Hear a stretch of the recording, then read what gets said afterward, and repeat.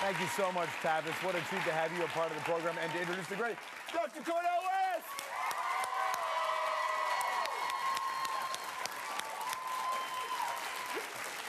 All right, how are you, sir? How you doing, my brother? Oh, what a blessing. What How a are you? blessing, though, man. Oh, blessed to be here. Listen, Blessed to be here, all these wonderful people. this is so... Thank you for finally doing this. We've 10 seasons, and here you are. I salute you. You are a magnificent talent, and you got a high-quality team with Sister Tara, Sister Anna, Sister Hannah, Brother Eric, Sister Danielle. I could go on and on. Brother Chris.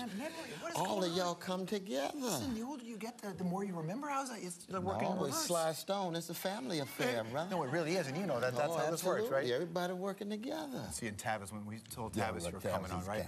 Tavis is kind, don't he? You're up here, you're talking to kids, and you've been doing that for a long time, talking to young and old alike, sharing your view of this world and where you think we can go together. Has that conversation changed over the years for you?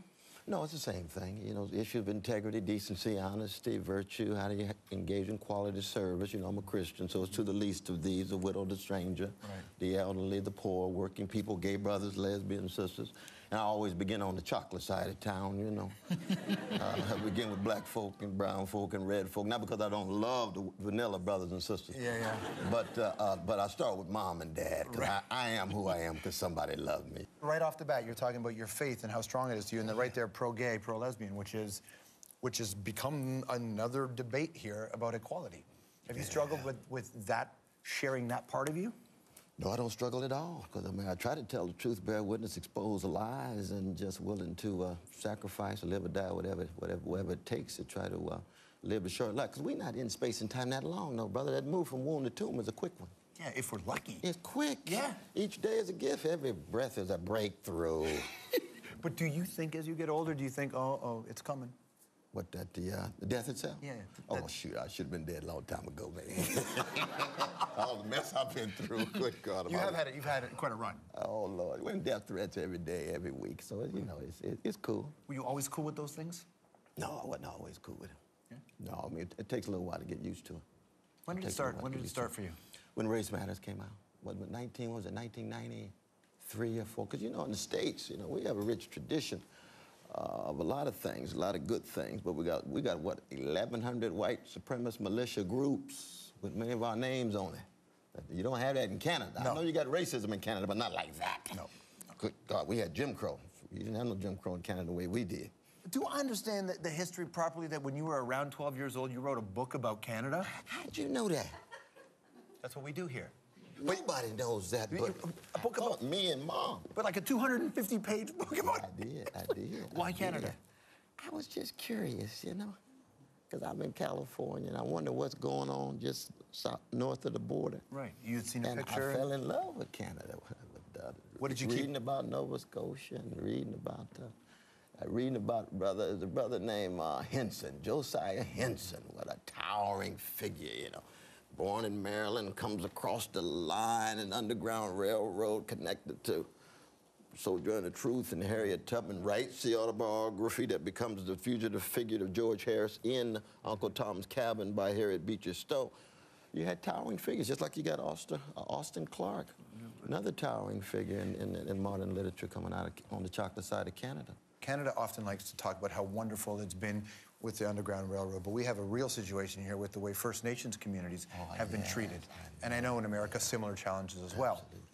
So are there similarities in the conversation from an African-American perspective? Oh, absolutely. Because, I mean, anytime you have precious human beings of whatever color, or sexual orientation, or civilization who suffer, you need to focus on it. And our indigenous brothers and sisters too often are invisible in our public discourses. And I applaud you in terms of you not only raising these issues, but your struggles against hunger, struggles against poverty. That's not often the case with TV hosts.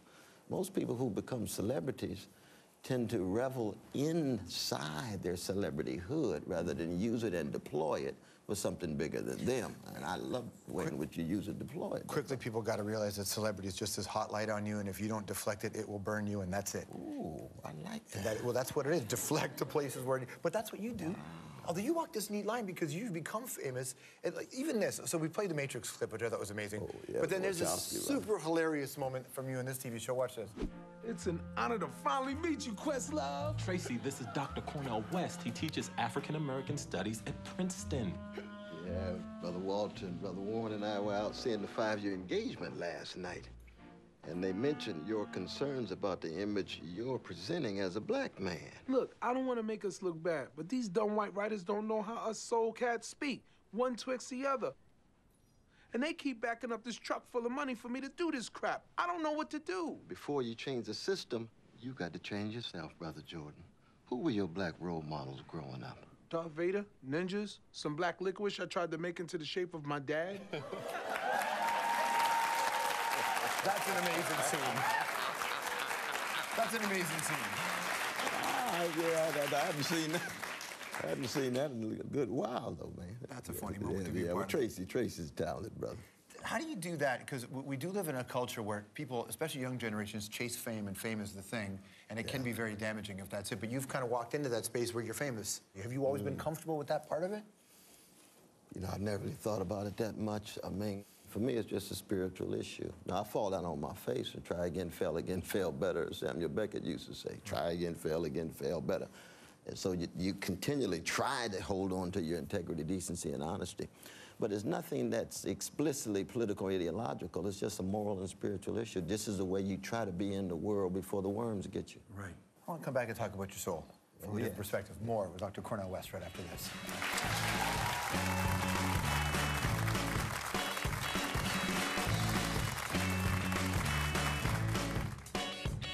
Coming up, Cornel sounds off on Republicans and musicals. Come on in. We're back here with Dr. Cornel West. Love having Doctor in the red chair. Okay, so there's so much stuff I want to talk about because your life has spanned so many things. We right off the bat, we talked about spirituality and religion being so important to you. So, and I was raised by a very devout Christian woman, and here's the challenge I've always had with the mix. You are about, in a lot of ways, you have the pursuit of knowledge and the spreading of knowledge, and you're helping to take the scales off people's eyes and show them another world. But the whole point, the whole original sin, the whole idea is that you weren't supposed to eat from the apple from the tree of knowledge because it would show you too much. Self-awareness. Was it always are you a biblical Christian that can you follow the letter of the teachings? Well, I'm not a literalist in that sense, though. I mean, for me, it's fundamentally about love. Anytime human beings, we featherless, two-legged, linguistically conscious creatures born between urine and feces, have the right to choose. You just made it sound so beautiful, though. Well, we are a beautiful species in a certain sense if we don't destroy the whole planet, you know. So how do you get the audience to want that kind of information? It's a matter, first you've got to intervene within the corporate media seducing so many persons, because corporate media constructs reality for so many people, and therefore they're not exposed to what is being left out, what is hidden and concealed. And then when you do that, they have to see some courage in action because they don't feel as if they can make a difference. So it has to be mobilizing, has to be organizing. And when they see that... Is Snowden an example of courage in action? Oh, my God, yes. He's the John Brown of our time. This brother, he can't even step foot in this country. And all he did was just expose lies and crimes. He said, oh, but no, he's calling into question the security of the United States. Show us the evidence. White House, Congress, Pentagon, State Department. Not at all. He just exposed what they were trying to hide and conceal, especially linked to war, and in some ways linked to, again, the new Jim Crow, the prison industrial complex. I've taught in prisons for 37 years. I'm teaching a course right now in Rahway Prison in New Jersey. 1 out of 3 young black brothers in America in many urban cities in prison on parole or on probation. So for me, that's a crime against humanity. Are inmates different today than they were when you first went in there? Oh, Lord, yes. Yeah, what's the difference? Oh, Lord. Our precious young black and brown brothers, and you got some precious poor white ones too, but less so. Their hearts are so hardened, and their conscience is so coarsened. They're cold, but it takes a lot to try to warm them up. And really their last form of transcendence is music. That's why I always start with the music. You start with little Donny Hathaway, Curtis Mayfield, you know, because music has become the last form of transcendence for them to get distance from their pain. They're not in church, mosque, synagogue, temple. They're not in social movements. They're not in civic institutions that provide some broader conception of public interest and common good. It's just survival of the slickest. Such a full life. So it was some years back when you get a diagnosis that you had stage 4 cancer, right? Oh, yeah. That's the bad number, man. Yeah. 4's a bad number. No, it was in. They just gave me a couple of months. That's true. So what pops into your head in that moment? Well, you know, the first thing that hit me was I said to myself, I said, Lord, thank you for giving me 48 years at the banquet of life, because I've had an overflowing number of blessings. And if it's time to go, it's time to go. A lot of people making their entree. I got to make room. So you get that moment of thank you for the blessings, but absolutely. Then it's no certainty at all, you know, and I don't even judge. I don't judge myself. I don't judge. Well, Hitler, I guess he's an easy gangster, you know, Stalin or somebody. The book is in on them. We know. Exactly. I'm going to rapid fire some questions, kind sir. Are you ready for this? Yes, all right. Who's your favorite Republican? Favorite Republican? Boy, I got to pray on that one. Good God Almighty. Favorite Republican?